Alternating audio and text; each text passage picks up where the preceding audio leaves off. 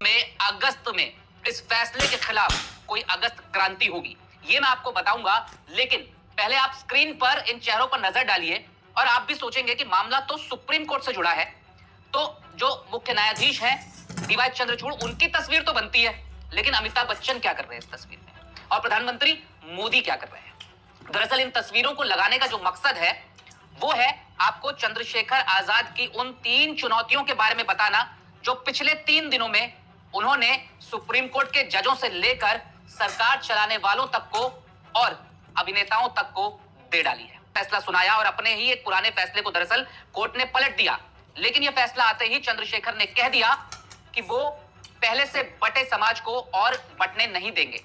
चंद्रशेखर ने इस बारे में जो कहा वो मैं आपको बताऊंगा, लेकिन उससे पहले आपको कुछ आंकड़े दिखाता हूं कि दरअसल देश में एससी, एसटी और ओबीसी जिनके आरक्षण को लेकर लड़ाई चलती रहती है, जिन्हें लेकर लड़ाई चलती रहती है, क्योंकि चंद्रशेखर ये भी कह रहे हैं कि आप जातीय जनगणना करा लीजिए, तस्वीर साफ हो जाएगी और उसके बाद जिसकी जितनी हिस्सेदारी उसकी उतनी भागीदारी की तरफ बढ़ना चाहिए। लेकिन अब तक क्या हो रहा है वो मैं आपको एक आंकड़े के जरिए समझाऊंगा, पूरी बात आपको समझ आ जाएगी और आप हैरान होंगे कि देश में इस वक्त जो है वो हालात है क्या।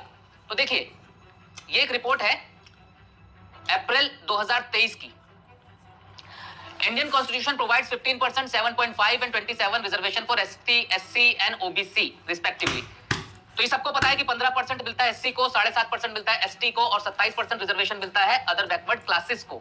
लेकिन जो सरकार का ही आंकड़ा है वो क्या कहता है कि दरअसल सरकारी नौकरियों में जो ये खेल चल रहा है एनएफएस के नाम पर, नॉट फाउंड सुटेबल के नाम पर, उसके नतीजे जो है वो इन आंकड़ों में आप देख सकते हैं। ये सरकार का आंकड़ा है, government data submitted before the Rajya Sabha revealed that 4365 यानी कि 4365 candidates were recruited for IAS, IPS and IFOS during 2018 and 22. Out of this only 334, 7.65% from SC, 166 166% यानी कि 3.8% ST और 15 करीब 16% 695 कैंडिडेट ओबीसी।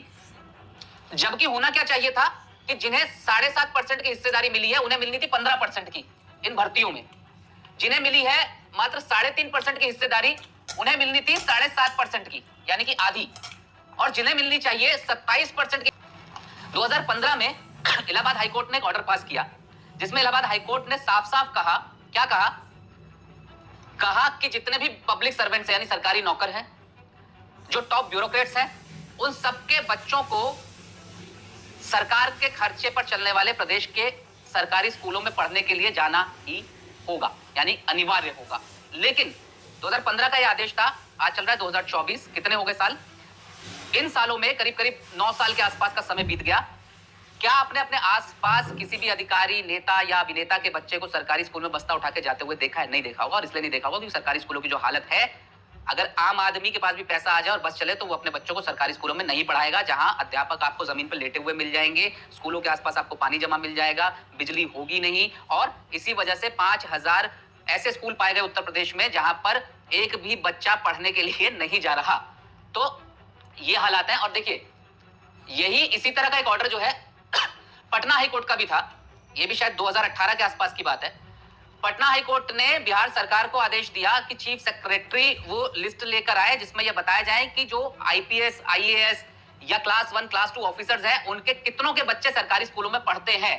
तो ये हमने शिक्षा में बदलाव कर दिया, अब हम विश्वगुरु बनने वाले, हमारे स्कूलों में तो भाई तारीफें हो रही है विदेशों में, और बिहार जैसी राज्यों की सरकारें भी इस तरह के दावे करने से पीछे नहीं चूकती। तो एक चुनौती चंद्रशेखर ने यह दी कि जितने सरकारी अधिकारी, अभिनेता, नेता है, वो अपने बच्चों को पढ़ने के लिए सरकारी स्कूलों में भेजे और सरकार ये तय कराए कि ऐसा हो।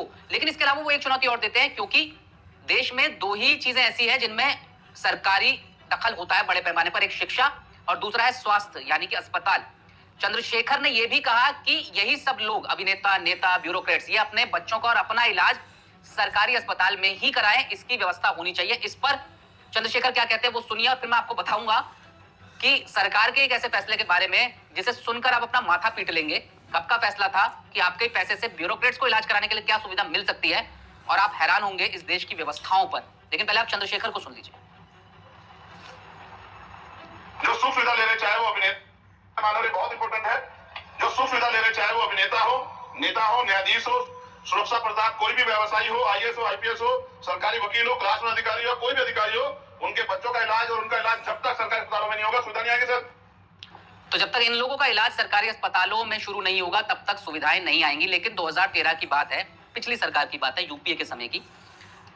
इतना अजीबोगरीब फैसला जो है वो आता है एक मंत्रालय की तरफ से कि आप जानकर हैरान हो जाएंगे। और सबूत के साथ आपको दिखाता हूं। ये देखिए टाइम्स ऑफ इंडिया की उस वक्त की एक ये अखबार की कटिंग है। फैसला ये लिया गया कि IAS and IPS officer can now avail of medical treatment abroad at tax payers expense thanks to new norms finalised by the ministry of personal.